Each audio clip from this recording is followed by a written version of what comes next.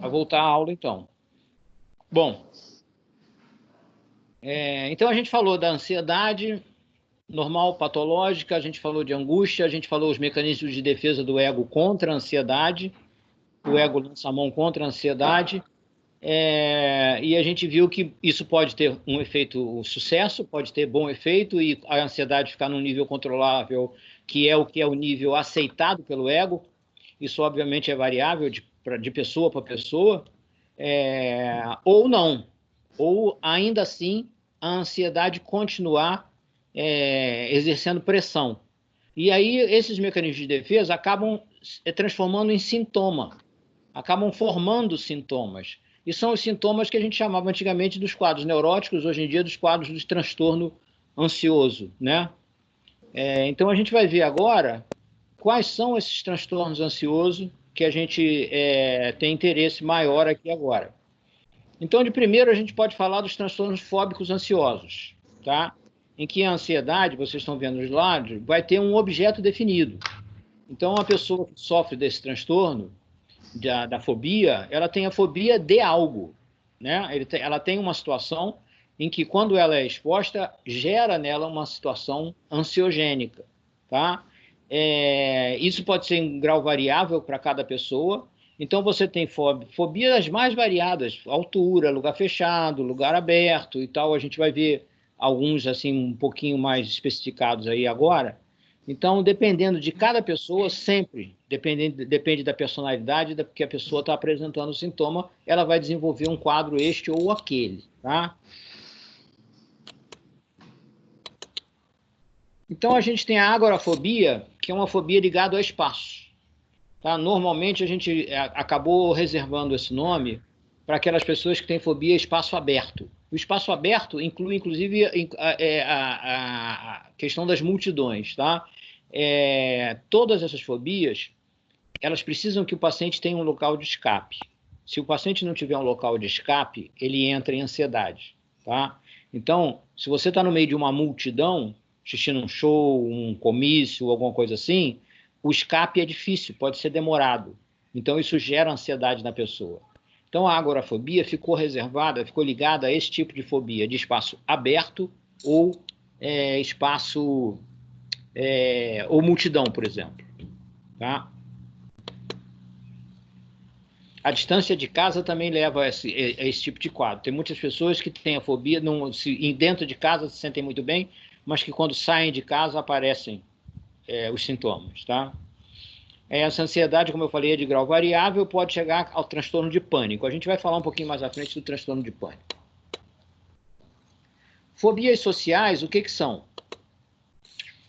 Medo de expor-se, mesmo a pequenos grupos, tá? No slide aí está escrito a pequenos grupos, não é só a pequenos grupos, não. Qualquer tipo de grupo, mesmo a pequenos grupos. Essas pessoas, vamos imaginar, para vocês terem uma ideia, seria mais ou menos como os tímidos, tá? Imaginem uma situação em que vocês se sentiram tímidos. Só que esses pacientes são diferentes, é uma qualidade diferente, não é uma simples timidez, porque a timidez a gente vence. Você se expõe ao objeto que te deixa tímido, e quanto mais você se expõe, mais você vence essa timidez e supera. O paciente que sofre de fobias sociais, ele não consegue superar, tá? Então, ele não se expõe aos grupos, ele não consegue, muitas vezes, por exemplo, ir comer num restaurante, em público, porque ele acha que ele vai cometer alguma coisa que as pessoas vão criticá-lo, sempre na expectativa, na antecipação de um sentimento de crítica, de reprovação, tá? Por exemplo, ele não vai a eventos públicos, porque se ele tiver que usar um banheiro público, ele não consegue usar isso na presença de outras pessoas.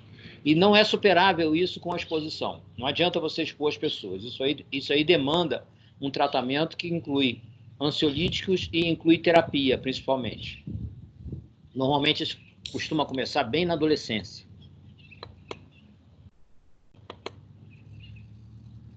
Ou fobias específicas, o que é isso? Né? Fobias específicas é quando você tem alguma coisa muito especificamente. Por exemplo, tem gente que morre de medo de cachorro, tem gente que morre de medo de aranha, de cavalo, entre os animais são os mais comuns, cobra, tem pessoa, ou se for o caso de uma determinada fobia de altura específica, por exemplo, não necessariamente qualquer situação em que a pessoa é exposta a uma situação de altura, mas, por exemplo, só em janela, mas não tem problema em atravessar uma ponte a pé, subir numa escada, ou vice-versa. Então, isso é elaborado pelo inconsciente de cada paciente, cada um tem o seu, né? O seu inconsciente vai fabricar especificamente. A gente, quando fala de transtorno de ansiedade generalizada, a gente está falando daqueles sintomas que a gente viu anteriormente, né? Que são sintomas musculares, de enrijecimento, dor, hipertensão, aumento da pressão arterial, aumento da sudorese, poliúria, etc. Isso pode vir misto com sintomas de depressão, leve sempre, leve a moderados. Pode vir misto com sintomas de fobia ou de transtorno obsessivo compulsivo, tá? Cada um desses capítulos é um CIDzinho lá no CID 10. CID 10, F 40 e qualquer coisa, 41 ponto qualquer coisa. Então, olha só. E vocês vão ver que ao longo da aula, que como eu falei na semana passada, é um capítulo que é muito misturado. Não é um capítulo que tem que ser bem aperfeiçoado. Ele está muito ruim ainda no CID. Na literatura, vocês vão ver que tem títulos de doenças com seu determinado diagnóstico que são muitíssimo semelhantes a outros, com outro diagnóstico, que na prática às vezes fica difícil até você diferenciar. Mas vamos ver então o que é o transtorno de pânico. Vocês vão imaginar um ataque de ansiedade agudo, com aqueles sintomas que a gente descreveu. A diferença que tem nesses pacientes, que aí então permite que a gente classifique esses pacientes como transtorno de pânico, é que está ali, ó, leiam aqui. Ó, medo de morrer, perder o controle ou ficar louco. Então, o paciente diz para você, doutor, eu já tive, sei lá, 30 ataques desses. Nunca morri, estou aqui vivo, sei que não morro desse ataque. Porém, quando ele acontece, me vem na cabeça a ideia de que eu vou morrer, porque por causa da palpitação, coração, etc. Ou que vai ficar louco, perder a cabeça e não volta mais ao normal. Então, essa especificidade é necessária, é condição sine qua non para nós darmos o diagnóstico de transtorno de pânico. Senão é um transtorno de ansiedade.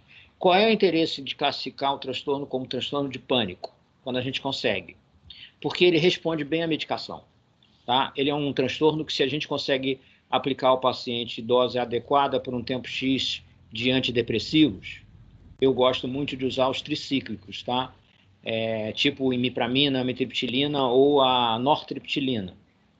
O paciente, em pouco tempo, ele responde muito positivamente no controle do ataque de pânico apenas, tá? Então, se a pessoa tem 1, 2 ataques de pânico por semana ou até por dia, você consegue fazer com que ele fique livre do ataque de pânico. Você não vai deixar de ter esse paciente ansioso, não vai deixar ele, de maneira geral, um paciente com transtorno de ansiedade, um neurótico, tá? Mas você consegue fazer com que o ataque de pânico, que é muito incômodo, seja controlado. Então, ele acabou se transformando numa síndrome com um nome específico, tá? Por causa dessa resposta às medicações antidepressivas. O TAG, transtorno de ansiedade generalizada, é o que a gente já viu de todo o sistema de ansiedade, sem essas características do ataque de pânico, tá? A literatura de laboratório adora vender antidepressivo para isso. Teoricamente, não é a indicação. Antidepressivo é para a depressão. Para a ansiedade, a gente tem os benzodiazepínicos, tá? Mas eles adoram vender fluoxetina ou inibidores de recaptação de sertralina para tratar esse transtorno.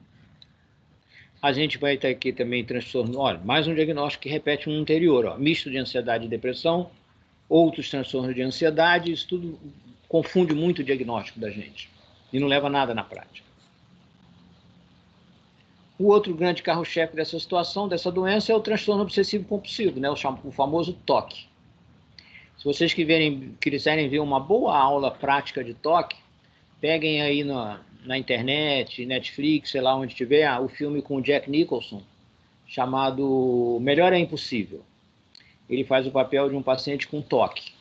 Então, claro que o Jack Nicholson, não precisa nem dizer quem é, né? É magistral a atuação dele, é uma aula prática do que é um paciente com transtorno obsessivo compulsivo. No caso dele, um transtorno obsessivo de limpeza, tá? De higiene, de asseio. E o filme é muito engraçado, é muito bom, vale a pena ver. Melhor é Impossível, chama-se. Então, o que é isso? Existência de pensamentos ou atos compulsivos recorrentes. Então, são pensamentos que vêm à cabeça do paciente contra a vontade dele. Isso pode resultar também em atos compulsivos recorrentes. O que são isso? São atos que o paciente não consegue resistir, ele tem que executar. E esses atos podem se transformar em rituais longos, prolongados. Tem pacientes que ficam de manhã, acordam 8 horas da manhã, só conseguem sair de casa às 11, meio-dia, porque eles ficam cumprindo certos rituais até poderem ir embora. Se não cumprirem, vem o ataque de ansiedade. Tá? Então, não adianta a gente querer impedir o paciente, ou amarrar ele para ele não fazer isso. E você vai gerar uma angústia, uma ansiedade no paciente muito desconfortável, muito violenta. Tá? Obviamente, esses pensamentos sempre estão ligados a atos violentos, repugnantes ou obscenos, coisas condenáveis, tá? Que não são da índole do paciente. Por isso é condenável por ele mesmo. Tá? Alguns desses atos, alguns desses pensamentos são tão estranhos que podem, às vezes, até parecer como delírio, embora não sejam atividades delirantes. Como é que a gente sabe que um paciente desse não é um delirante? Porque ele tem crítica. Quando você conversa com esse paciente, ele reconhece que o que ele faz, o que ele pensa, ou o ritual dele, é absolutamente anormal e errado. Ele apenas não tem controle. Tá? Ou seja, se ele julga, ele critica, ele está dentro da realidade. Tá? Ele não diz que tem que fazer aquilo porque ele vai salvar o mundo, que os marcianos vão embora. Não, ele fala, olha, não adianta, eu sei que isso é uma besteira, eu sei que isso está errado, só que eu não consigo controlar porque eu entro em ansiedade. Então eu faço mesmo sabendo que é errado. Então isso é característica, o TOC, o transtorno obsessivo compulsivo. Tá? Um terceiro quadro seria a reação de aguda a estresse e o transtorno de ajustamento. Então, se você é uma reação, você tem causa e efeito. O efeito é o transtorno, é a doença. Tá? Então, a reação aguda, ela pode começar imediatamente após o evento traumático ou horas ou poucos dias depois dele. Então, ela se caracteriza como uma reação aguda com ataques de ansiedade, sensação de atordoamento, de esvaziamento afetivo, transitório, que seria aquele estado de choque, tá? Mas o paciente ele reage de forma anormal, então muda o seu comportamento bem junto ao fator estressante. Se você já vai falar dos testes pós-traumáticos, aí não. Aí você já tem uma situação em que o paciente vai ter a reação num tempo prolongado depois do evento. Passam-se dias, passam-se semanas. Alguns pacientes podem apresentar isso, às vezes até 6 meses depois do trauma, e altera o comportamento. Eles estudam muito isso em populações que sofrem eventos traumáticos, tipo enchentes, ou eventos de incêndios na natureza e tal, terremotos, em que os pesquisadores acompanham para acompanhar exatamente esse tipo de transtorno, o agudo e o mais de nível crônico. Os sintomas são de ansiedade, sintomas específicos misturados com depressão, tá? Mas geralmente nesse tipo assim. No transtorno de ajustamento, a gente tem 2 quadros. Uma reação depressiva breve ou uma mais prolongada.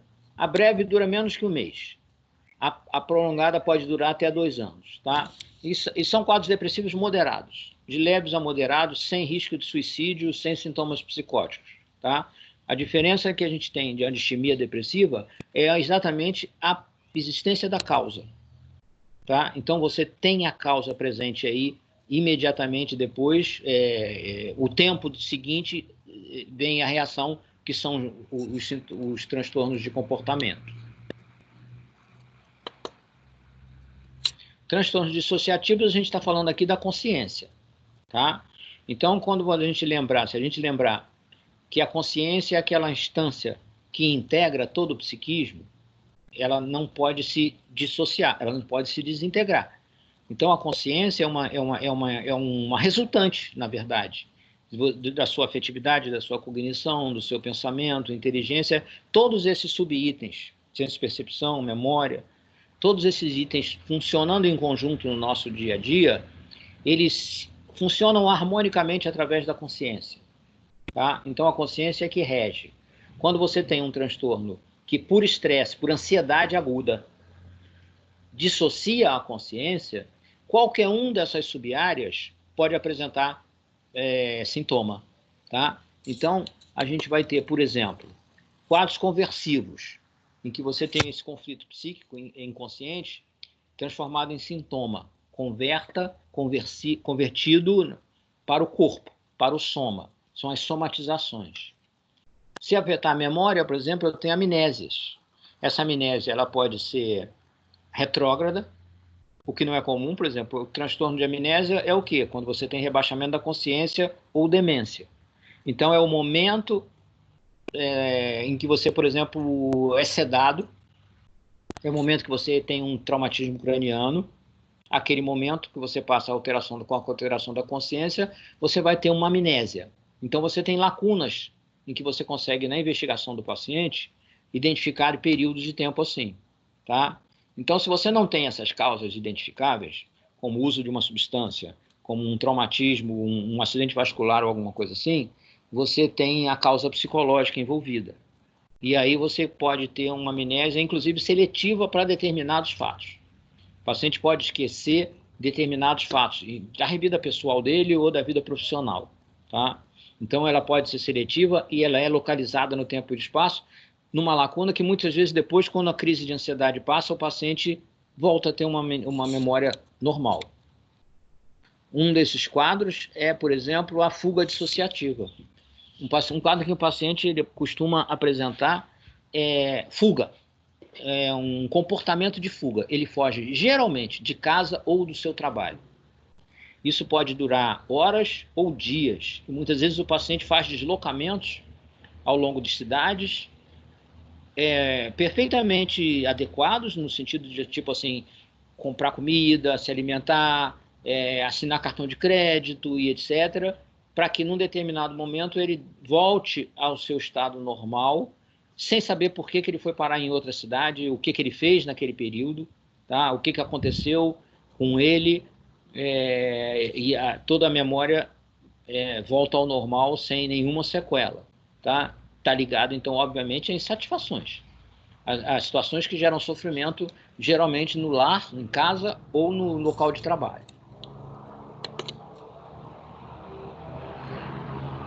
Estupor dissociativo está ligado à área motora, tá? Então, é uma área em que o paciente, após sofrer um trauma importante, um estresse importante, um evento traumático, ele entra no estado que a gente chama de um estado estuporoso, que é a ausência de movimentos, a cinesia. Não é paralisia, tá? Ele é capaz de se mexer. Ele apenas não tem a capacidade de fazer isso de forma normal, tá? Se você pede para ele, mexe a mão, ele mexe. Se você pede, mexe o braço, a perna, ele mexe. Mas quando você pede para ele, vai pegar um copo d'água, ele diz que não consegue ir, precisa de ajuda para ir ao banheiro. Tudo isso, obviamente, é você afastando qualquer possível causa neurológica. Transtorno de transe ou possessão. Você já vem pelo nome o que é isso, né? Aqui a gente tem que tomar um cuidado para não confundir isso com manifestações religiosas, tá? Então, tem determinadas religiões que têm situações, no ritual ou no encontro dessas pessoas, em que isso é estimulado, e as pessoas entram em transe e são incorporados, né, como eles falam, por espíritos. Você tem isso no candomblé, na macumba, você tem isso no espiritismo.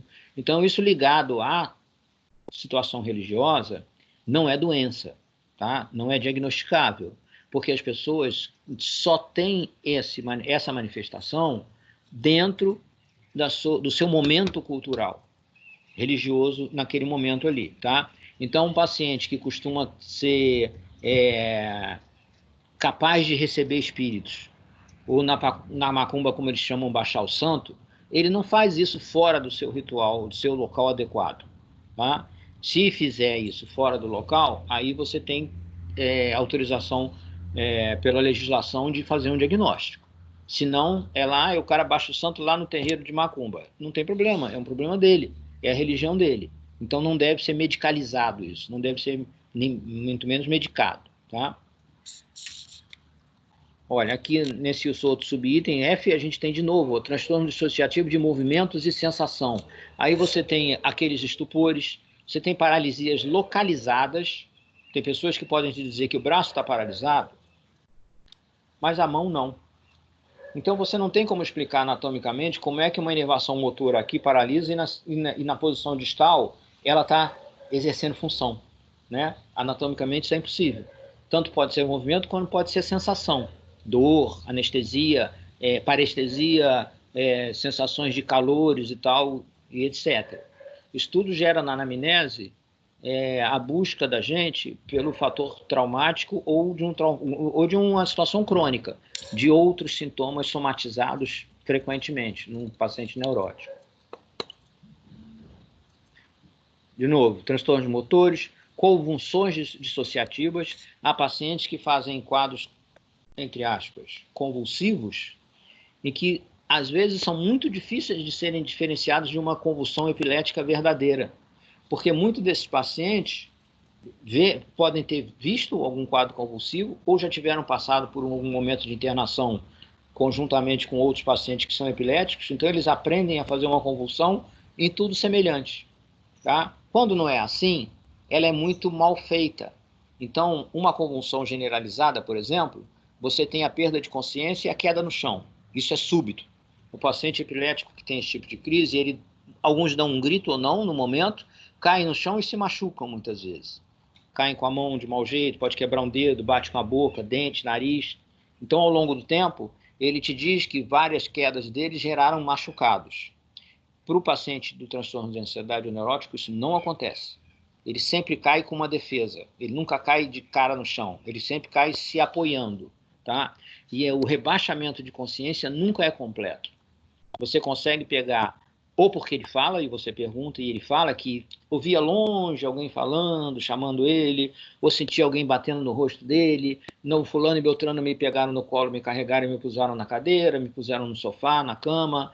Então, ele tinha ainda uma ligação com o ambiente. Ele tinha uma percepção do ambiente, ainda que parcial, ruim, que mostrava que ele não tinha a perda de consciência total. Tá? No epilético tipo grande mal, a perda de consciência é completa. Quando o paciente faz crises convulsivas localizadas, sem perda de consciência, aí é mais complicado fazer o diagnóstico. Você vai ter que ter uma história. Tá? Então, você na história do paciente neurótico é diferente da história do paciente epilético. Tá bom? Tá ok? Estamos em dia aí? Estamos, né? Transtorno de somatização ou somatoformes. Tá aí, de novo, um outro diagnóstico do CID-10, em que o paciente faz repetidas queixas somáticas, como as que a gente já falou, ou queixas localizadas a nível de coração, a nível de estômago, digestivo e etc., em que ele busca um diagnóstico que possa ser dado para ele, e que ele normalmente ele não aceita que a causa seja emocional e psicológica. Tá? Ele procura muito realizar exames e ele frequenta vários consultórios de vários médicos buscando esse tipo de atenção. Né? Então, quais são eles? Indiferenciado quando eu não tenho uma coisa muito específica. Tá? Eu tenho o transtorno hipocondríaco, que está aí dentro, que é quando o paciente tem aquela preocupação de ter uma doença, muitas vezes ele até já nomeia a doença para você, e ele vai de médico em médico com sintoma cardíaco, ou ele faz uso abusivo de medicações sem indicação, sem procura de médico, porque ele quer prevenir ou ele quer tratar sintomas que ele tem. Tá? Então, ele busca que alguém confirme para ele que ele realmente tem a doença. Né? Porque esse paciente não consegue aceitar que o diagnóstico é psicológico. Tá? Ele não consegue aceitar. O sintoma é muito real para ele e ele não quer encarar a questão emocional psicológica de frente. O transtorno doloroso hoje é um transtorno que a gente tem até clínica para isso, né? Quase uma especialidade.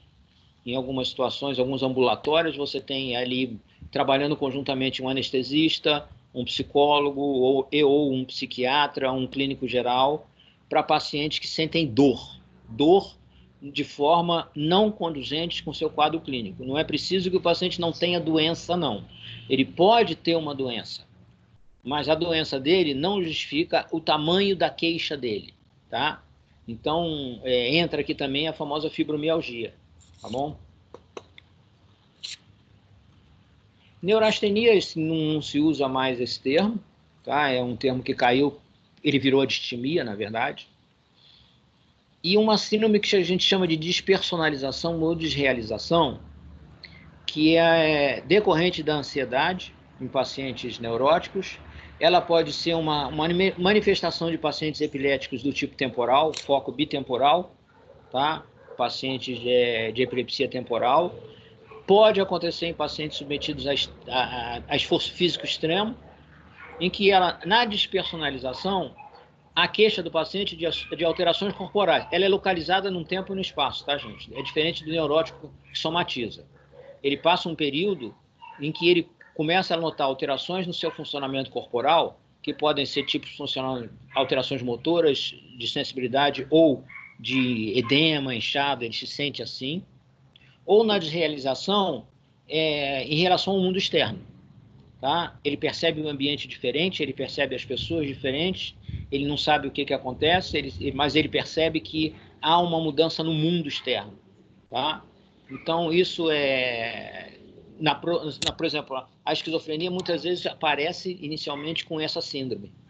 Ela pode durar uma semana, 2, e aí depois o paciente resolve essa síndrome com o aparecimento de um delírio, por exemplo. Ele explica a alteração do seu corpo, do seu psiquismo, ou a alteração do mundo externo, através de uma explicação delirante. Tá? Com isso, a ansiedade dele diminui. Tá?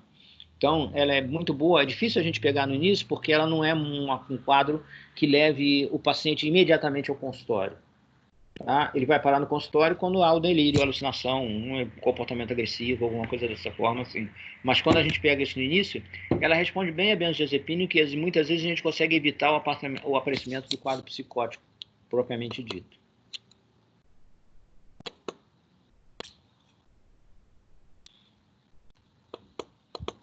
Então, olha, esses são... Ok, gente? Tá? Alguém quer fazer alguma pergunta? Pode abrir o microfone aí. Gustavo. Oi. Eu fiquei com uma dúvida de uma forma de diferenciar a psicose reativa breve de um transtorno pós-traumático.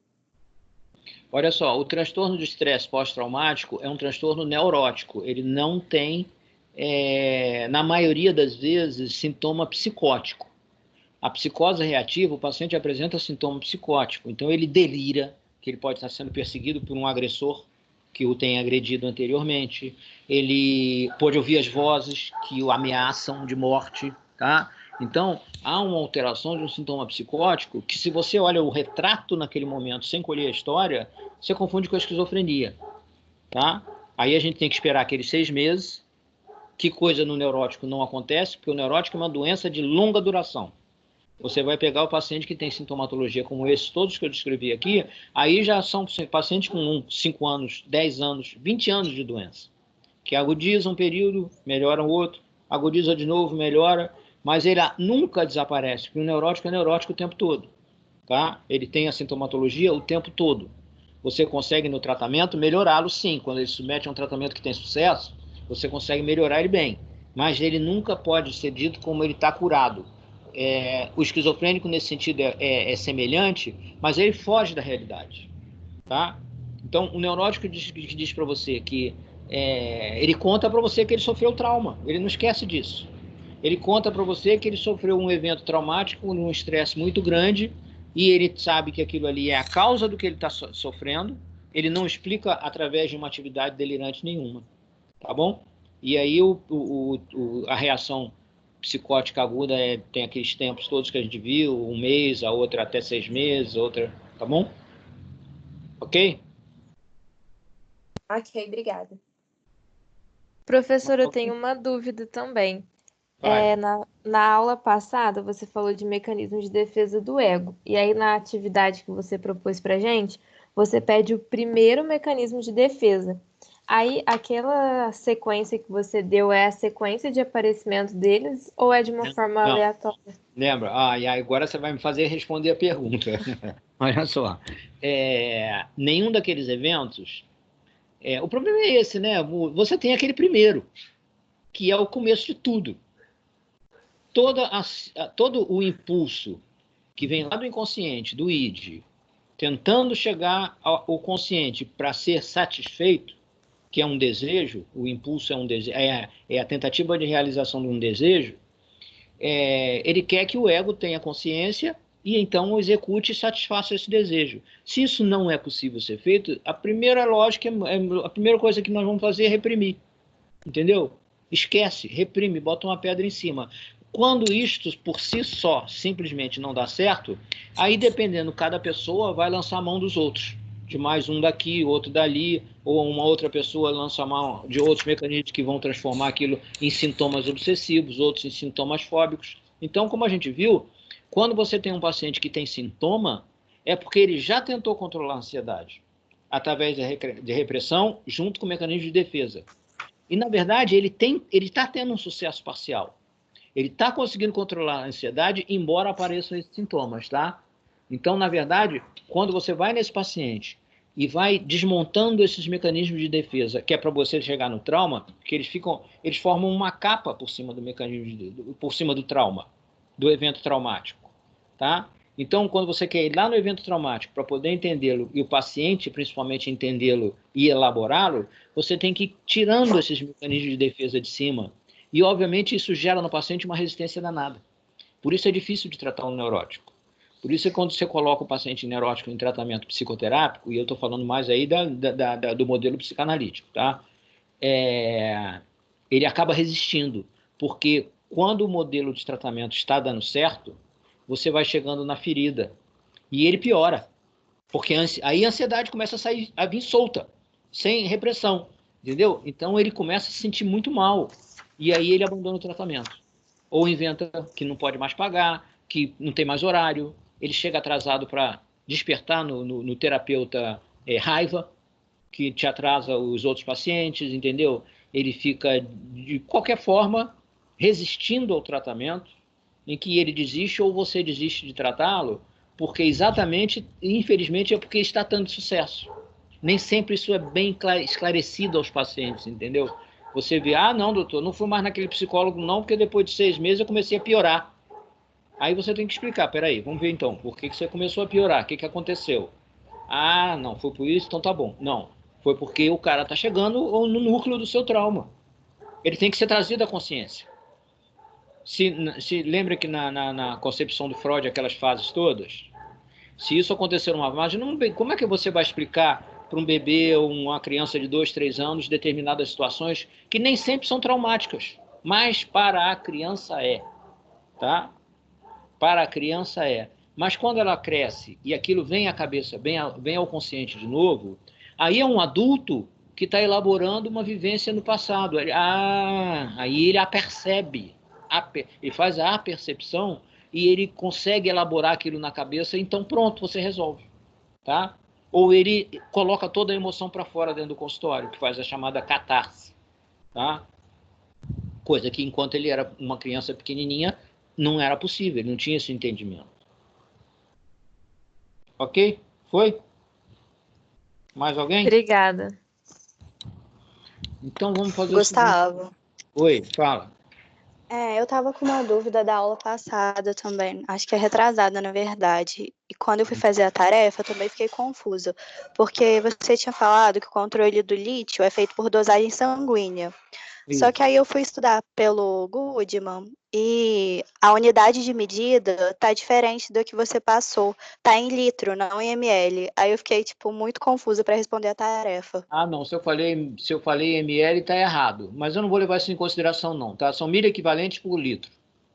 Tá? Tá bom. Obrigada, então. Então tem aquela faixa lá de milha equivalentes por litro que é dosado no sangue.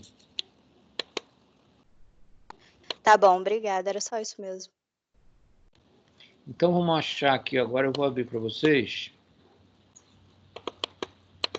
a aula de... Hoje são os ansiolíticos, né? E hipnóticos. Ansiolíticos benzodiazepínicos e hipnóticos indutores do sono, né? Benzodiazepínicos ou não. Isso não quer dizer para nós que o paciente neurótico ansioso, o tratamento indicado para esses pacientes é terapia e medicação por um período. A primeira coisa que a gente tem na cabeça é que a gente pode ser psiquiatra ou não, sendo médico, quando receitar essas medicações, elas causam dependência. Quais delas? Todas. Todas que a gente receita naquele chequinho, receituário especial B, aquele chequinho azul que vocês conhecem já. Então, aquelas medicações são controladas e elas levam a quadros de dependência líquido e certo. Tá? Então, se eu penso em usar essa medicação, eu tenho que ter na cabeça que eu vou usar esse durante um período de tempo com a intenção de cortar. Quanto tempo eu posso usar sem que o paciente desenvolva dependência física? Varia um pouco na literatura. Tem autores que falam que um uso de seguido de 30 dias já leva à dependência, em que quando a medicação tem que ser suspensa, ela tem que ser suspensa paulatinamente, diminuído, até parar. Tá? Outros autores já falam um pouco mais, 3 a 6 meses, que com um mês não chega a dar essa dependência física. A dependência psicológica aí é muito mais variável, porque vai depender de cada pessoa. Tá? Então, a gente tem que avaliar o paciente quando eu vou receitar. Se eu estou diante de um paciente que já é um dependente, tipo um alcoólatra, ou usuário de drogas ilícitas, ou, por exemplo, um fumante, eu já sei que essa pessoa já tem um perfil que leva à dependência. Eu tenho que tomar mais cuidado. Se eu estou diante de um paciente, ao contrário, que até tem certa resistência a usar medicações, que muitas vezes erradamente até não usa ou suspende sem nosso comando, eu posso estar com mais tranquilidade, porque eu sei que esse paciente já tem uma tendência a fazer a dependência menor, porque ele não vai querer usar esse medicamento durante muito tempo. E o problema é que eles funcionam, né? É muito bom, aquela brincadeira que eu faço com vocês. Se o mundo usasse um diazepam por dia ou 2 doses de uísque, ninguém brigava com ninguém, não tinha guerra. Porém, a gente vai ter que enfrentar os efeitos colaterais, né? E a dependência, então não dá. Então vamos começar falando desses que são os chamados benzodiazepínicos, tá? O que essas drogas fazem? Vocês estão vendo aí no slide o receptor GABA. O sistema GABA, só para lembrar, é o sistema inibitório do sistema nervoso central. Então ele é o sistema sedativo. Ele é o sistema que seda o sistema nervoso central. Então quando o sistema GABAérgico, ácido gama-aminobutírico, entra em ação, é para baixar a bola. Então, o que os benzodiazepínicos fazem? Eles potencializam o sistema GABA. Eles estimulam o sistema GABA. Tá? Então, através da passagem de cloro, do canal de cloro, o cloro passa pela membrana, entra dentro da célula, e com isso ele diminui o potencial de ação do neurônio. Ele diminui a capacidade de transmissão sináptica. Então, o sistema GABA ele vai atuar, então, como um inibidor, tá? do coisa. E vocês veem por esse slide que vocês estão vendo aí agora, que você tem os receptores benzodiazepínicos, você tem aqui receptores de barbitúricos, por exemplo, anticonvulsivantes, você tem o do álcool, tudo isso está dentro do complexo GABA, do complexo do receptor GABA. Por isso é que todos eles são o quê? Sedativos. Todas essas substâncias que estão aqui nesse slide são sedativos do sistema nervoso central. Então, eles interagem estimulando um ao outro. Por isso é que eu, quando dou benzodiazepínico junto com anticonvulsivante, eu vou ter que esperar uma sedação muito maior. Tá? Quando eu dou benzodiazepínico com o uso do álcool, eu vou esperar uma sedação muito maior. Mas professor, como é que explica, então, que o paciente que bebe, a pessoa que bebe, não um paciente, nós, fica no início eufórico, estimulado, valente, desinibido, brigão às vezes? Porque a primeira coisa que o álcool vai fazer é sedar o sistema GABA. É a primeira ação do álcool. Ou seja, o álcool inibe a inibição. Então, ele estimula o paciente. Conforme você vai ingerindo mais álcool, aí ele vai inibindo o resto do psiquismo do cérebro. E aí ele entra na sedação, que o usuário começa a ter o rebaixamento de consciência e pode ir até o coma alcoólico e morte. Tá? Então, por isso é que a gente não pode pegar uma pessoa que está alcoolizada e brava, brigando ou agitada, e sedar ela com benzodiazepínico. Porque você vai botar o cara calminho, deitado numa maca lá no pronto-socorro, vai achar que fez sucesso e você matou o cara. Tá? Ou botou ele num coma. Vai ter que tirar. Então, o ideal, quando você tem esse tipo de paciente alcoolizado, agitado, é o antipsicótico. Tá? São os neurolépticos intramusculares, que aí não tem essa interação e você usa com segurança. Não esqueçam disso. Nesse complexo GABA todo, você tem dois subreceptores ali. O tipo ômega tipo 1 e o ômega tipo 2. Tá? Tá aqui, ó, ômega tipo 1 e ômega tipo 2. Todos eles são relacionados ao efeito sedativo do benzodiazepínico. Tá? Sendo que o ômega tipo 1 é o efeito ansiolítico, de diminuição da ansiedade, de relaxamento muscular, de diminuição dos reflexos, todos os efeitos que a gente busca quando quer tratar a ansiedade. Já o ômega tipo 2, ele vai ser o efeito hipnótico. Tá? Então, é o efeito quando a gente quer pôr o paciente para dormir. Então, ele é mais direcionado a induzir ao sono do que a ser ansiolítico. Esse tipo de medicação que vai agir no ômega 2. A gente vai ver quais são essas medicações, tá? Então, quando a gente fala do sono, aqui brevemente nesse slide, é o que eles chamam de uma arquitetura do sono. O sono tem aquelas fases, vocês já ouviram falar. Fase 1, que é um período mais curto, não há REM. Vocês lembram o que é REM? Não sei se vocês já viram isso na neurologia. REM é o Rapid Eye Movement, movimento rápido dos olhos. Quando você vê uma pessoa dormindo, você percebe que ele está de olho fechado, mas ele está movimentando ali debaixo da pele o olho com muita intensidade. Esse é o movimento rápido dos olhos, se a gente prestar atenção. Tá? É o sono REM. Então passa a fase 1, que é um sono não REM, depois você passa para a fase 2, depois a fase 3, fase 4 e finalmente a última fase do sono, que é a fase do sono REM. Tá? E aí não é que acaba o sono, você repete. Você passa por cada uma dessas fases, vai no REM, aí volta de novo para a fase 1. Isso é comprovado através da eletrossonografia. Tá? Você bota o paciente para dormir, coloca o eletro na cabeça dele e vai avaliando, e isso se repete em todas as pessoas. O tipo de onda é diferente para cada uma dessas fases. Tá? Então, você tem para cá, essa fase inicialmente, ela pode durar de 70 a 100 minutos, né? Ou seja, 1 hora, 1 hora e 10, até 1 hora e 40. Conforme ele repete, a pessoa dormindo repete esse ciclo, ele alonga. Ele já pode durar 1 hora e meia a 2 horas cada um desses ciclos. Tá? O sono não REM, aquelas primeiras fases até a fase 4, ele é responsável por 75% a 80% do tempo. Tá? Desse ciclo todo. 20% a 25% é o sono REM. E é no sono REM que a gente sonha. Tá, gente? Então, quando a gente fala assim, eu não sonho, não é verdade isso. Todos nós sonhamos em toda noite de sono, durante esses 20% a 25% do tempo, em várias fases. O que acontece é que o sonho, a gente volta lá para a explicação psicanalítica. Freud traduz o sonho com uma frase muito simples. O sonho é a realização de um desejo. Então, quando você sonha, você está fazendo nada mais do que a realizar um desejo do seu inconsciente, da camada mais profunda do inconsciente, do id. Tá? E é por isso que ele é reprimido depois de acontecer.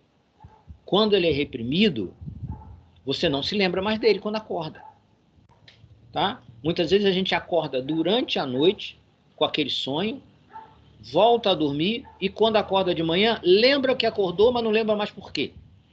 Mas eu acordei que eu tive um pesadelo. Com o que você teve pesadelo? Não lembro. Você tem que anotar. Muitos psicanalistas, muitos terapeutas pedem para, se isso acontecer, você ter um papel e uma caneta do lado na mesa de cabeceira e anotar, que é para você, quando acordar, poder se lembrar do que aconteceu. Por que ele é reprimido? Porque é um desejo que não é aceito pelo consciente. Tá? Então, você tem sonhos que os que incomodam, obviamente, né, são os pesadelos. Sonhos de culpa, sonhos de punição, sonhos que você está sendo morto, morrendo, que está com uma doença grave, sonhos que você está sendo punido de alguma forma, sonho que está caindo, perdeu o chão.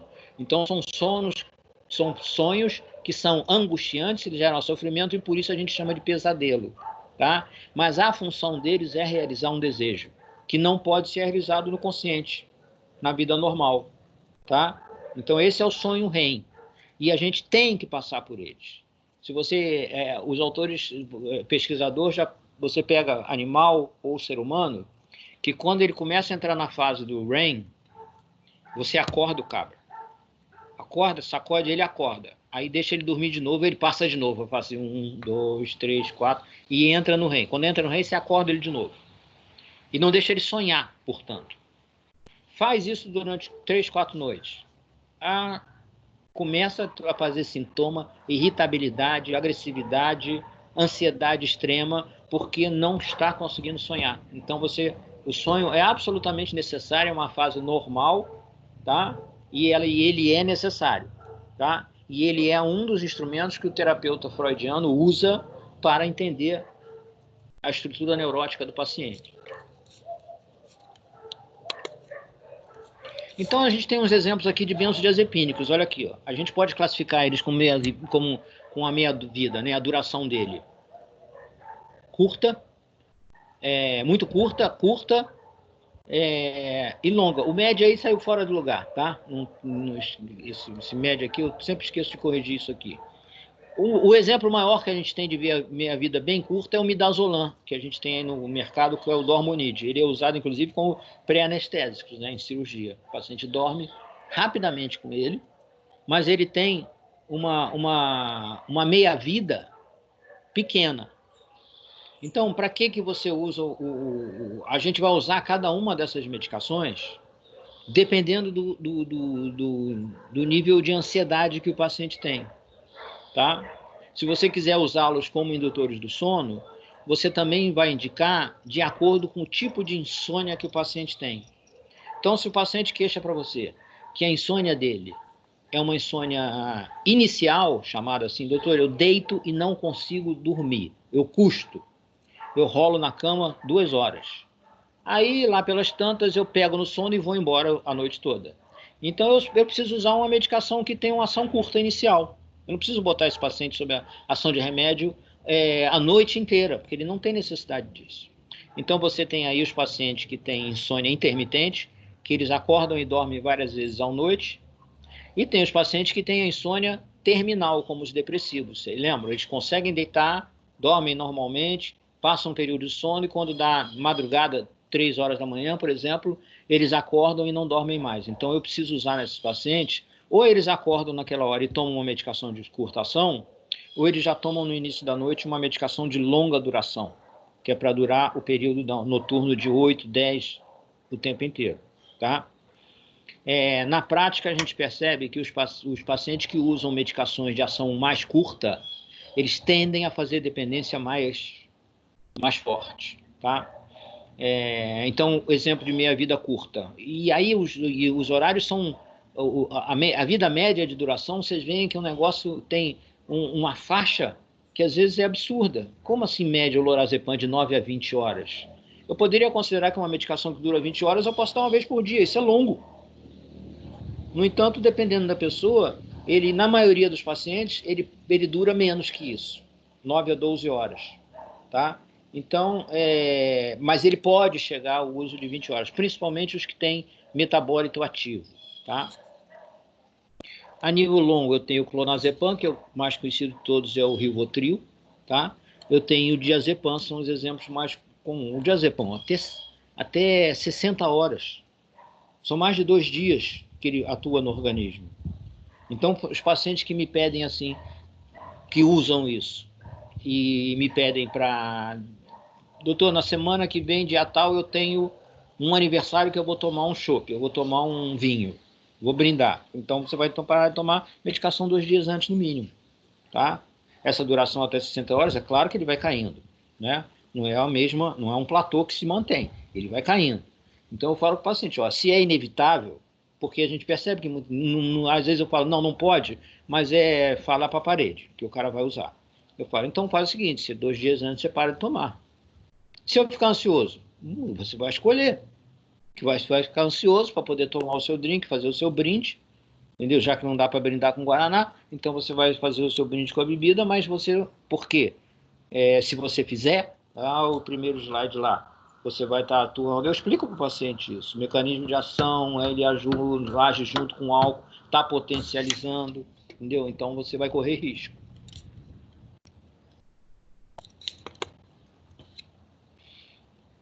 Então eu tenho aqui, ó, esses são os principais. Professor, oi. quanto à meia-vida, nesses casos de paciente que chega, por exemplo, no pronto-socorro, com crise de ansiedade, achando que está infartando, qual que é o ideal passar? Um que tenha ação mais rápida ou um que dure por mais dias? Eu daria os de ação mais rápida, tá? Como o... E deixaria o ação. Se o paciente tem uma queixa de ansiedade o dia todo, ele se sente ansioso, você pode deixar isso para o terapeuta da rotina fazer dele, tá? Entendi. Não então, deixa. Tipo, você tem que resolver o seu problema e o problema do paciente ali naquele momento. Tá bom. E aí é a explicação teórica que você vai dar para ele, né? Olha, isso aqui não é uma doença, você não tem nada no coração, seu problema é emocional, então você vai ter que procurar, se ele já não tem, um terapeuta para você se tratar e tal, um psiquiatra, um psicólogo, seja lá o que for, e para ele te indicar essa medicação, como você vai usar no uso crônico, o tempo que for necessário, mas agora eu vou te dizer aqui com essa coisa. O cuidado, que então seria qual? O midazolam melhor? O cuidado é que o midazolam vai botar o cara para dormir no teu pronto-socorro. E você não vai conseguir mandar ele embora. Entendeu? Você vai usar a mulher que leva o esposo, o cara que leva um filho, e de repente você dá o midazolam e o cara dorme lá, como é que ele vai carregar no colo? Entendeu? Então vai sozinho, às vezes. Então dificilmente a gente usa no pronto-socorro, a menos que você já tenha uma intenção de encaminhar esse paciente para um nível de internação. Então já você dá, e aí é preferível esse de curtíssima duração, porque até você fazer uma transferência, ele já está acordando. Aquele esquema que eu falei para vocês, o psiquiatra não vai recebê-lo se ele estiver apagado no leito, na maca da ambulância. Se ele não conversar com o paciente, ele vai devolver. Então você não pode mandar o paciente apagado para lá. Então, às vezes esse é bom quando você sabe, não, essa ambulância vai levar umas 4 horas até levar o paciente. Então, até lá, eu baixo um pouco a bola dele, se ele tiver que dormir, mas depois ele acorda e vai estar lá lúcido para conversar com o psiquiatra que vai recebê-lo, tá? Entendi, obrigada. Como é que é a farmacocinética dessas medicações? Eles são bastante lipossolúveis, eles são bem absorvidos a nível oral, tá? O diazepam, inclusive, ele é dito como uma droga que ele é melhor, ele é mais rapidamente absorvido pela via oral do que pela via intramuscular, tá? Então, se a gente quiser agir cientificamente, usando o diazepam, é dar oral, comprimido, e não a injeção. Mas por que nos pronto-socorros a gente acaba sempre, e não é só geral, na psiquiatria também, usando a via intramuscular? Por causa do efeito placebo. É impressionante. O cara só de ver um enfermeiro chegar com aquela potinho com a seringa, ele já começa a acalmar. Que ele leva a injeção, ele já baixa a bola. Nem foi injetado ainda. Quando você dá o comprimido, ele fala, isso aí eu já tomo 3 por dia e não adianta nada. Tá? Então, na via intramuscular, o diazepam é um pouco diferente dos outros. Ele é absorvido bem pela via oral. Tá? Se vale a pena usar, senão a via intramuscular tem um efeito placebo muito grande. Eles têm uma boa ligação proteica, portanto, eles se distribuem bem pelo organismo todo, vão atravessar a barreira placentária. Então, se você está dando para uma paciente que está grávida, você está dando para o bebê também. Tá? O bebê já está entrando, está ficando zen lá na barriguinha da mãe. Então, os pacientes que usam abusivamente ou cronicamente o benzodiazepínico, quando o neném nasce e ele perde a placenta, a ligação sanguínea, o que acontece? Ele faz síndrome de abstinência. Então, você tem um bebê nos primeiros dias extremamente agitado, inquieto, chorão, insone, porque ele está em abstinência de benzodiazepínico. Tá? O metabolismo dessas drogas é hepático, naqueles tempos que a gente viu no outro slide, e eles vão ser eliminados principalmente pelo rim, na urina. A nível dinâmico, o que eles fazem com o comportamento do paciente? É um depressor do sistema nervoso central, um inibidor, tá? Então, a intenção dele é o paciente vai ter ansiedade reduzida, tá?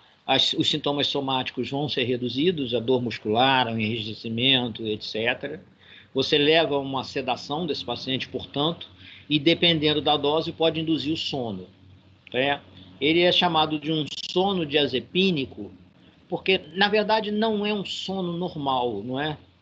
Então, ele é um sono que o paciente te diz que dormiu, mas que quando ele acorda de manhã, não é uma sensação relaxada, não é uma sensação descansada.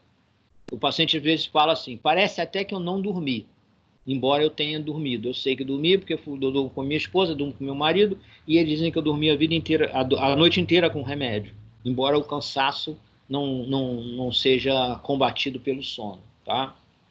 Eles também são anticonvulsivantes. Os benzodiazepínicos são para pacientes que têm quadros bem leves, você consegue controlar sintoma epilético só com benzodiazepínicos, sem necessidade de usar anticonvulsivantes propriamente ditos. Indicados, portanto, em todos os transtornos de ansiedade. Aqui tem alguns só. Todos os transtornos, se eu tenho obsessivo compulsivo, pânico, fobia social, todos esses pacientes também têm ansiedade, tá? Então, eles estão indicados em todos esses quadros.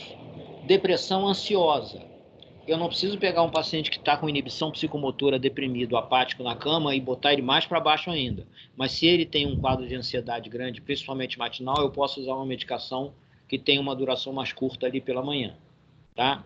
Quadros de agitação, no caso psicótica, leve a moderada, a agitação mais importante não vai funcionar para o paciente psicótico.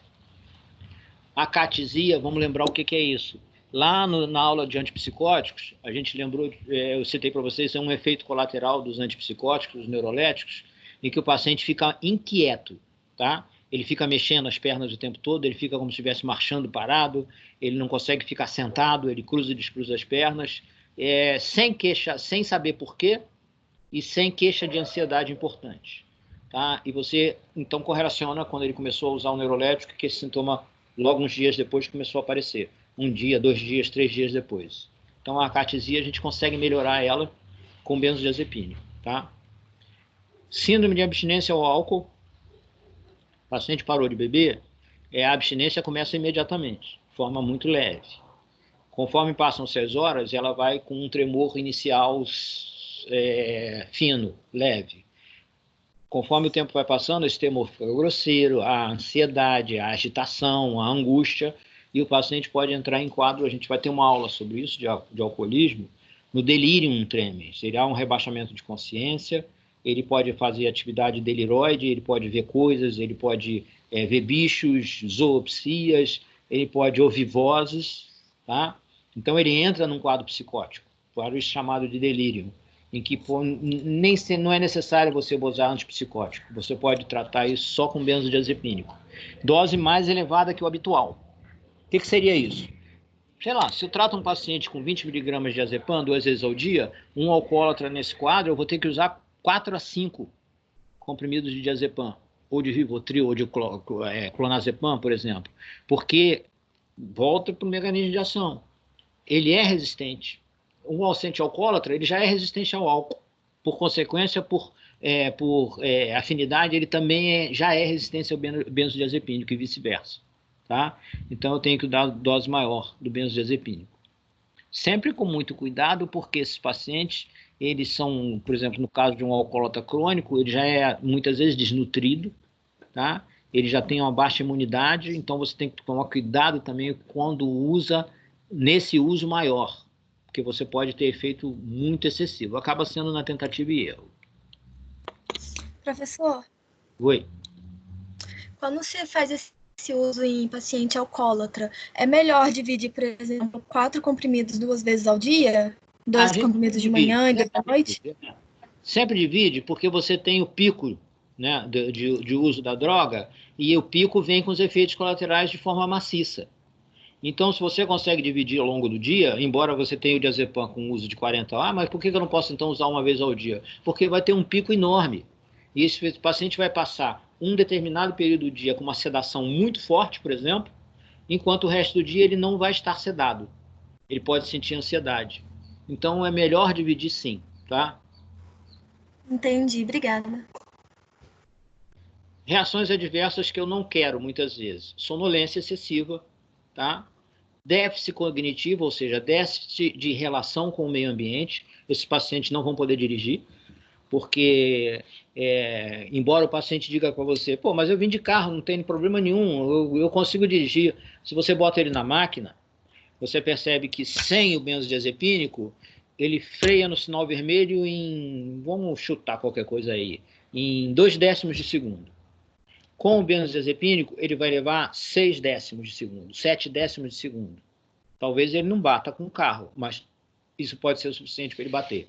Tá? Então, o tempo de reação dele para uma freada, por exemplo, vai ser, para perceber um outro carro vindo do lado dele, vai ser mais lentificado. Então, eles não podem dirigir, não podem usar maquinário que exijam uma atenção plena, maquinário de prensa, essas coisas assim que possam ser perigosos, porque ele vai estar mais lentificado. Né?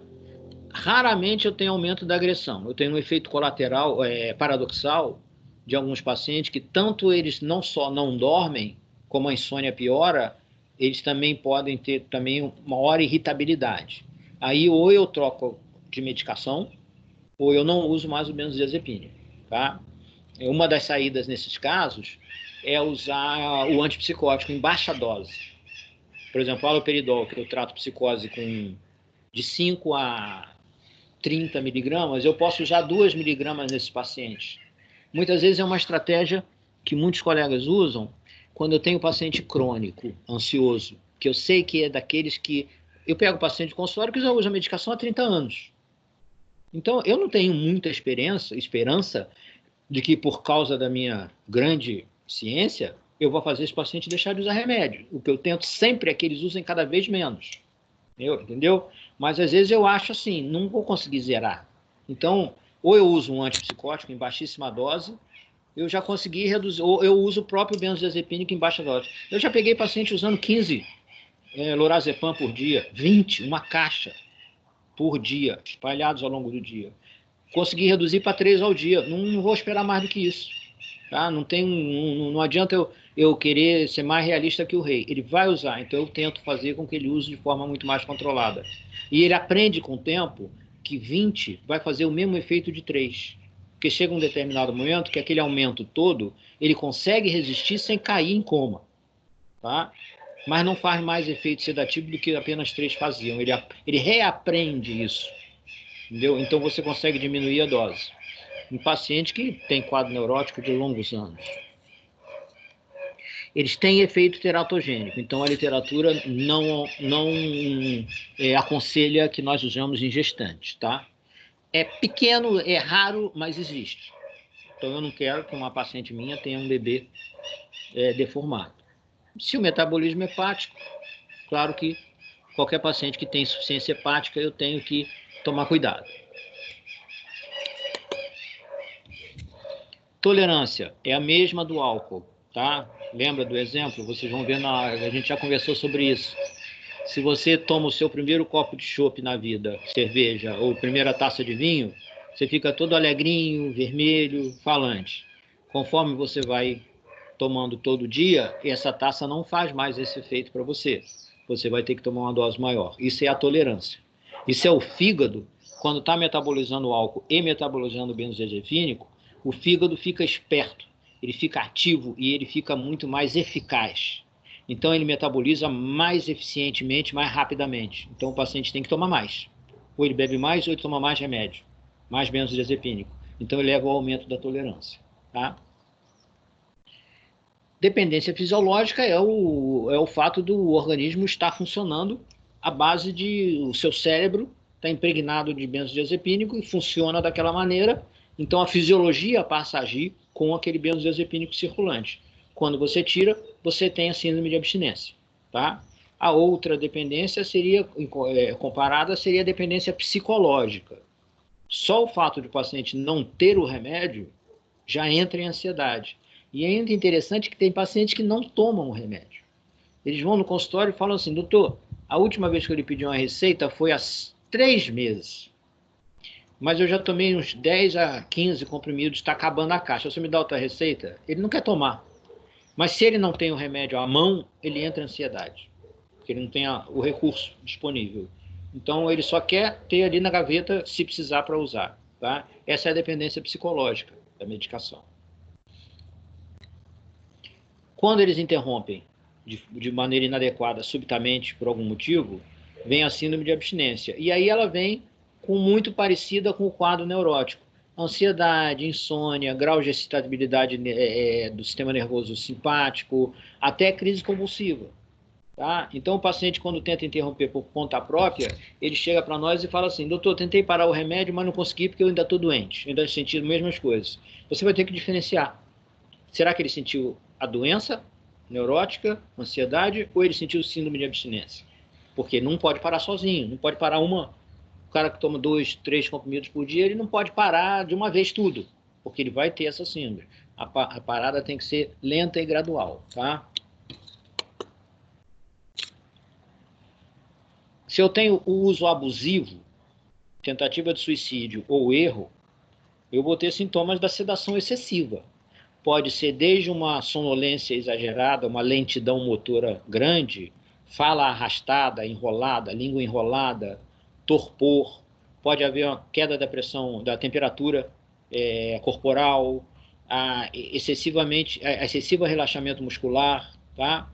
Isso pode evoluir para depressão respiratória, baixa de oxigenação sanguínea, com inibição do sistema respiratório, coma e morte, tá, gente? Então, são medicações razoavelmente seguras, porém, elas estão entre as que mais levam à tentativa de suicídio.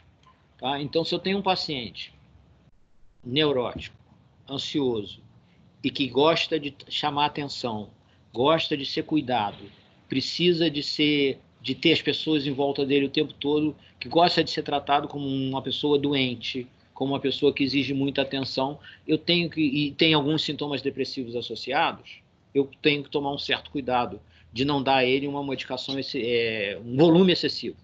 Né? Eu estou lá no posto de saúde do público e o cara só consegue consulta de 3 em 3 meses. Eu mando ele comprar, dou 3 receitas para ele, de 3 caixas cada um. Bora. Eu estou dando a arma para ele. Né?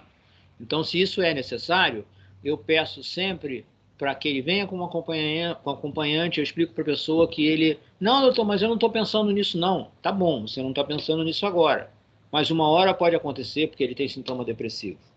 Então, eu peço para alguém auxiliar naquilo ali, para ficar de olho na medicação dele. Esses pacientes, obviamente, no uso abusivo, eles não vão parar no psiquiatra, eles vão para o pronto-socorro com um clínico geral, muitas vezes vão a CTI, né? Então, é medida de suporte vital, suporte hemodinâmico, e alguns colegas usam o flumazenil, o nome comercial Lanexat, que é um competidor do benzodiazepínico. Ele vai competir com o benzodiazepínico pelos receptores, então ele não deixa o benzodiazepínico agir, tá? Funciona. Ele interage com várias medicações, como a gente já viu.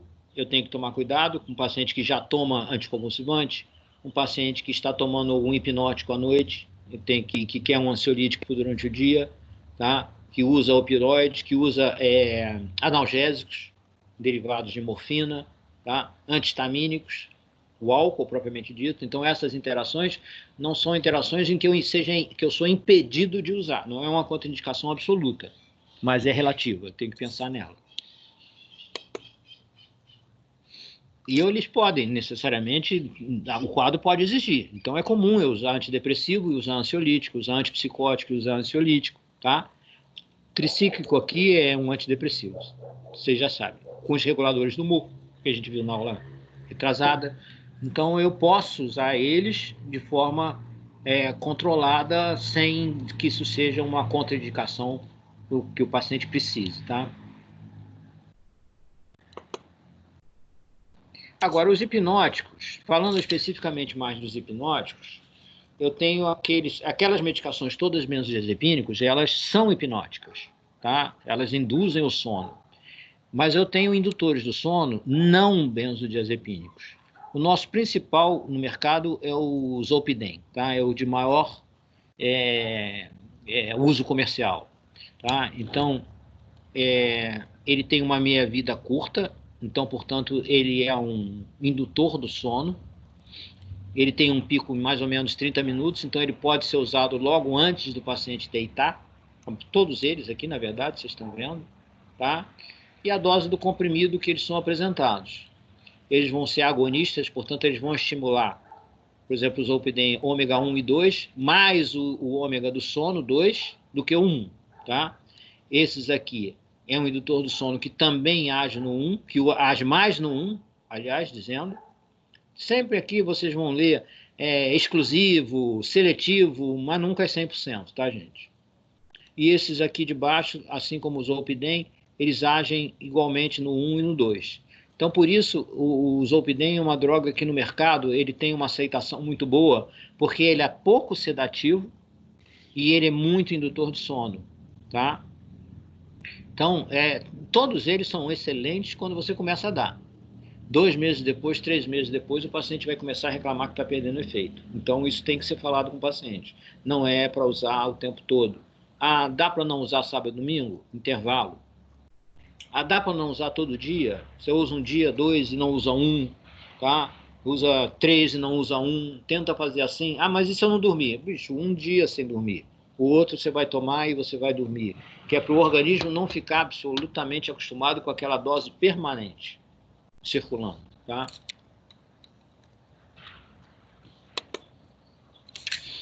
Então tá aqui, ó, isso que eu estou falando para vocês.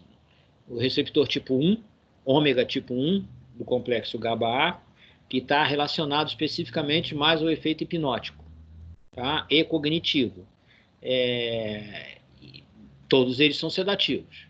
E o ômega tipo 2, que é mais relacionado ao fenômeno do controle da ansiedade. Então, ele está relacionado com a diminuição da cognição, psicomotricidade, é um ansiolítico, diminui o limiar convulsivo, etc, etc.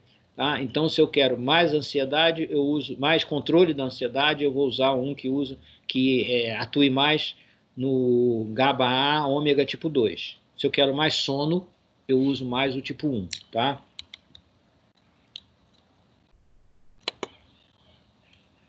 Vamos falar aqui da melatonina. Eu tenho usado no consultório melatonina. Você pode mandar manipular, ou tem gente que compra na internet, vem dos Estados Unidos, ou você agora aqui no Rio de Janeiro, São Paulo, já tem a manipulação, farmácia de manipulação que faz, comprimidos de 3, 6, 9, 12 miligramas. Eu uso no máximo numa dose de 6 miligramas. O que é a melatonina? Melatonina é um neurohormônio, tá? Ela vai agir, ela é secretada, quem fabrica ela é a glândula pineal. Ele vai agir aqui, ó. Isso aqui chama-se núcleos supraquiasmáticos, no hipotálamo. Tá? Hoje em dia a gente sabe que o hipotálamo é o centro que regula o ciclo sono-vigília. Tá?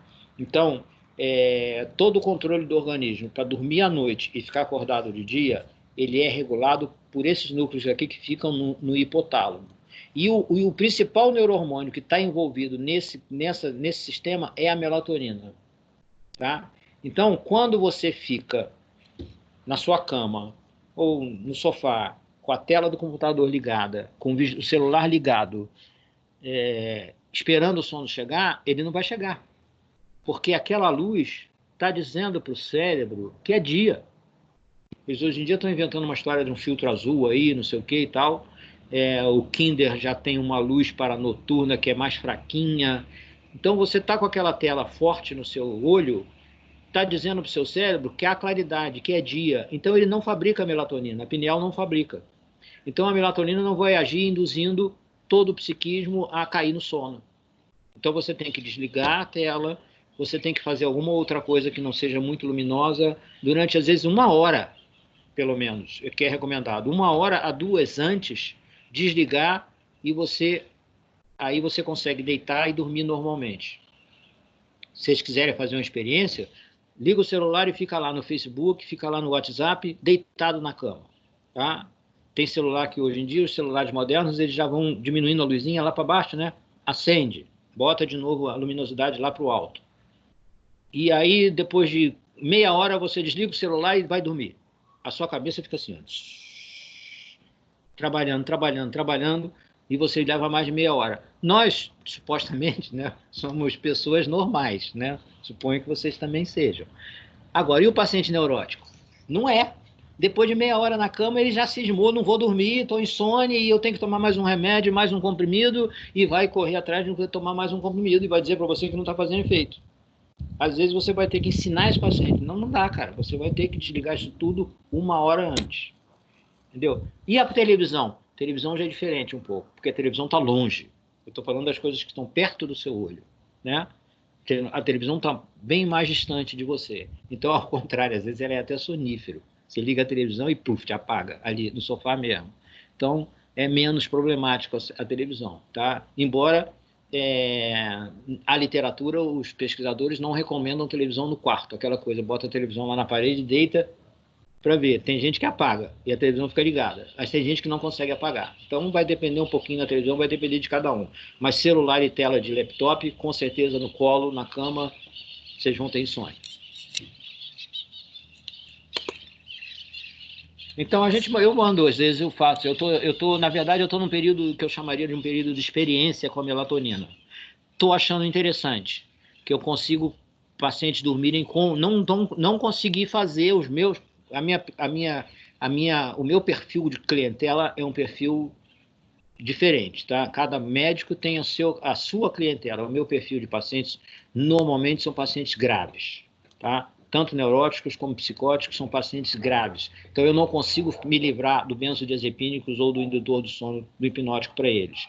Mas eu consigo não aumentar a dose, eu tenho conseguido com o uso da melatonina. Eu tenho conseguido isso. Então, ó, aqui, como é que eles vão agir no sono? Benzodiazepínicos, principalmente os hipnóticos não benzodiazepínicos, vão normalizar aquela arquitetura que eu falei para eles de sono. Como é que eles fazem isso? Diminui o número de despertares, de acordares, e torna o sono mais prolongado. Eles vão reduzir o estágio 1. Entre o estágio 1 e 2, a latência, eles reduzem essa latência, tá? E vão aumentar o tempo do sono delta e sono REM. Então, esse sono delta aqui, no estágio 3 e 4, ele aumenta, é um tempo maior, lembra do slide anterior? Ele é um tempo maior, então o benzodiazepínico ele aumenta mais ainda esse tempo. Então, o paciente consegue dormir mais tempo com eles, tá? Então, você consegue o paciente que acorda várias vezes à noite, ele deixar de acordar várias vezes, ter um sono mais tranquilo. Sempre tem que investigar, tá, gente? Porque tem gente que não suporta nem acordar uma vez para ir fazer xixi. Tem gente que não suporta. E você tem que dizer, cara, isso é normal. Você levantar para ir ao banheiro uma vez e voltar. E aí, o que acontece? Você não dorme mais ou você dorme? Não, eu durmo. Então, isso é normal. Você não precisa apagar a noite inteira. Isso que não é normal, tá? Então, esse aqui é o mecanismo deles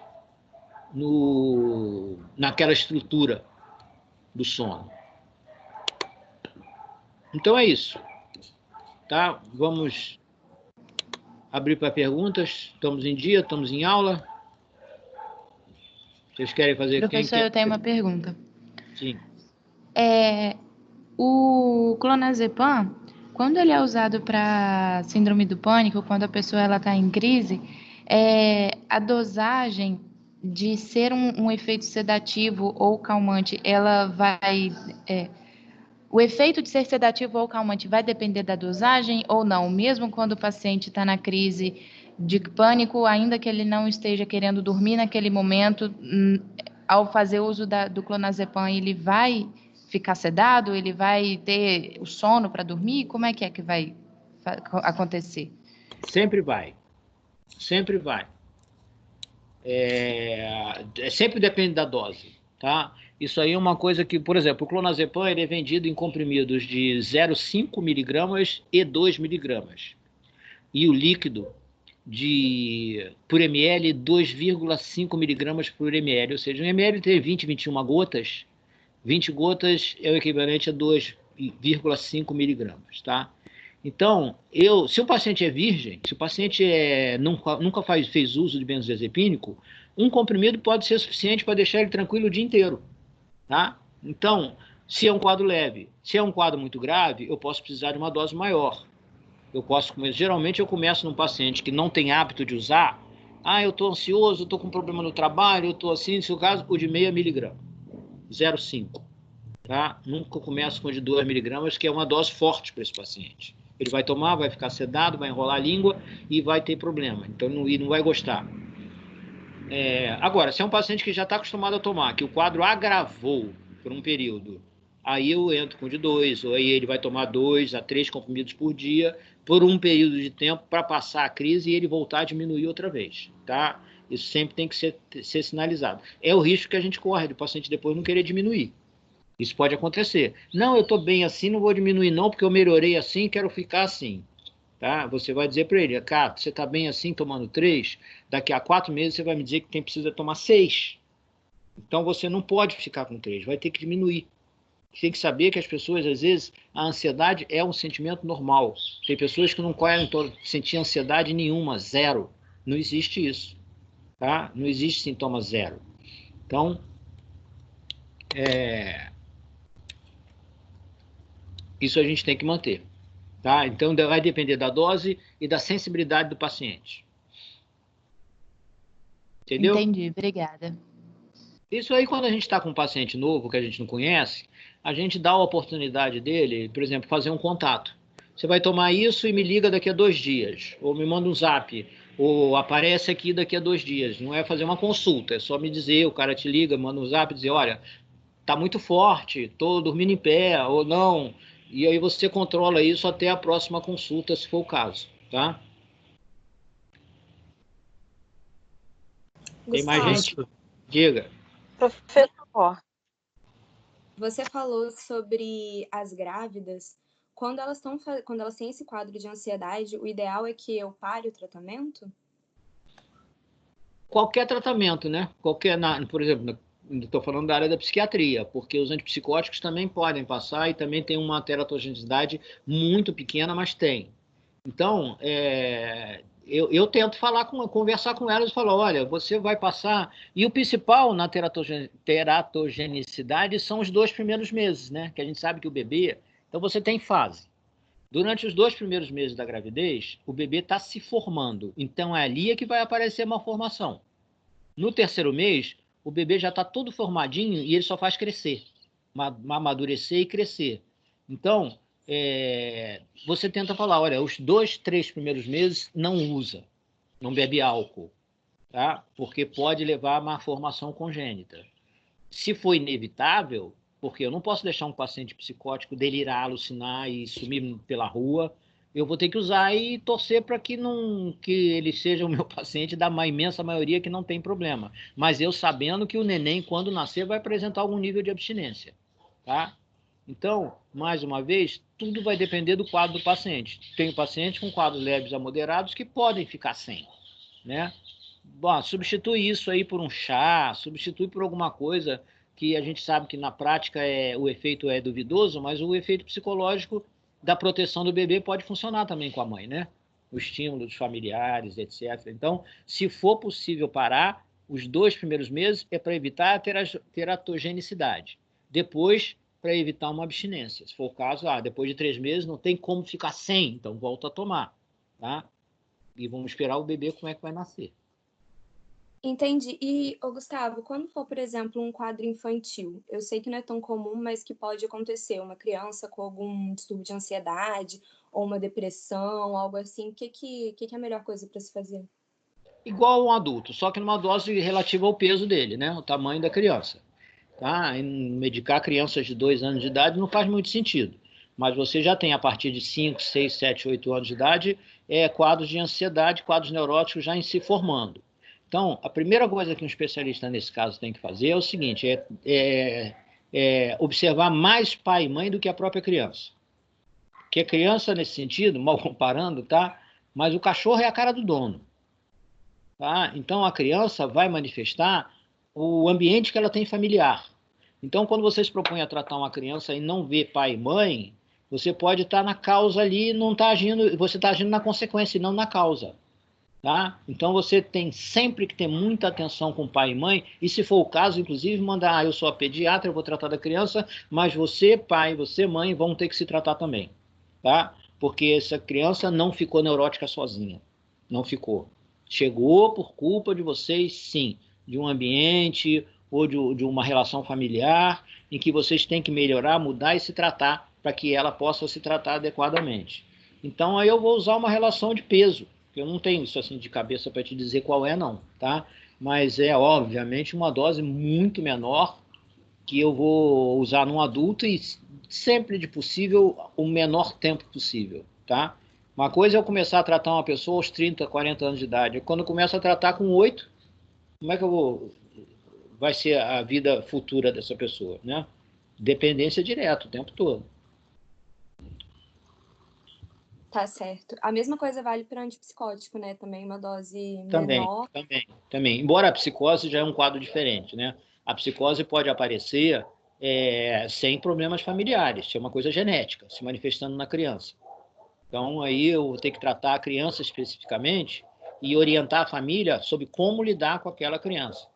Porque a gente tem situações, gente, que é muito delicada, porque o ser humano é muito complicado, muito, né? Eu tenho pacientes que eles, obviamente, eles carregam a loucura familiar. Né? Então, é muito bom, às vezes, vamos colocar o que eu falo entre aspas, porque isso não é necessariamente consciente e intencional. Mas você percebe a dinâmica familiar em que aquela pessoa que é a dita louca não pode melhorar.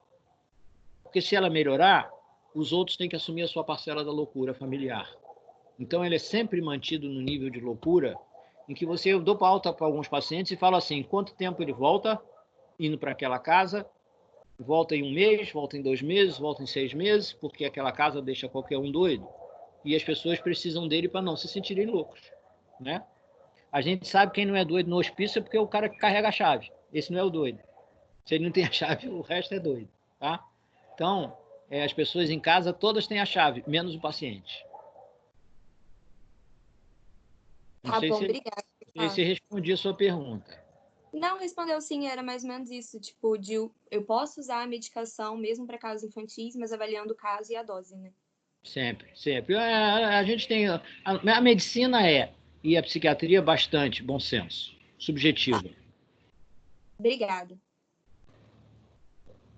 Quem mais? Fale. Eu não entendi direito ainda como na emergência eu vou decidir quando eu posso usar só um Fernegan ou quando eu preciso de um ansiolítico, de algo assim. Qual seria a intenção de usar o Fernegan? Baixar a ansiedade, é isso? Acalmar o paciente. Olha, eu não usaria, sinceramente, é o que eu falo, você está falando com um profissional que tem um viés de pacientes graves. Se eu quiser acalmar um paciente meu com Fernegan, eu vou dar 10 ampolas para ele. Entendeu? Então, se você está com um perfil de paciente muito leve ou muito sugestionáveis, o Fernegan pode funcionar. Tá? Tem exemplos e exemplos. Por exemplo, na semana passada, eu tenho uma paciente que estava internada num quadro histérico, ansioso, muito manipulativo, simulativo, inclusive, tá? Em que ela, invariavelmente, às 5, 5 e meia, 4 e meia, 5, essa hora da tarde, ela entra em crise de ansiedade e pede medicação injetável. Ela não quer comprimido, porque ela diz que não faz efeito. Então, isso acontecia todo dia na clínica. Eu falei, pô, não é possível. Aí eu falei, o enfermeiro veio, falou comigo, e eu falei com ele assim, bota um complexo B nessa ampola aí, vamos dar para ela, vamos ver o que dá. Ela melhorou com o complexo B.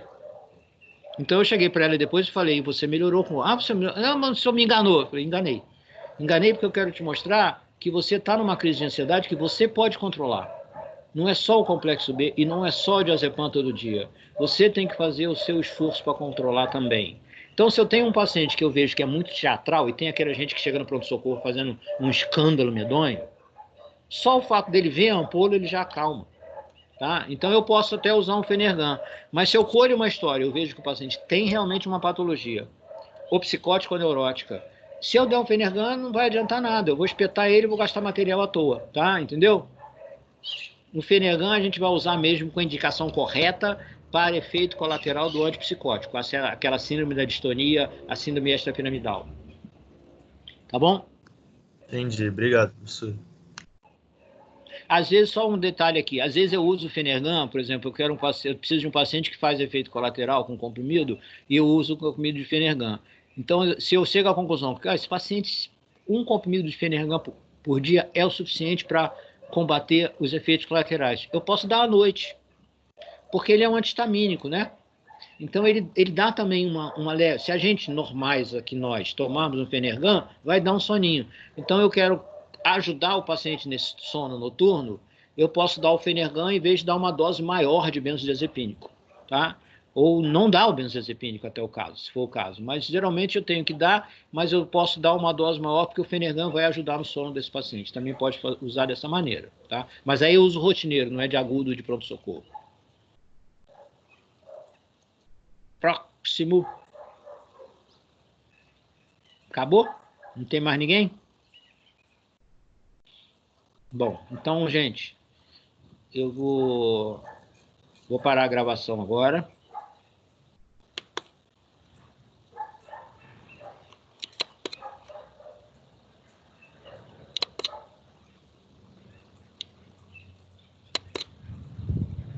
Como é que eu paro essa gravação, gente? Não sei. Olha só, vocês têm que responder a tarefa, então, até o dia 30, tá? Então, a partir do dia 30, a Alessandra me deu até o dia 8 para corrigi-las. Todos os professores, eu acho que estão com essa orientação.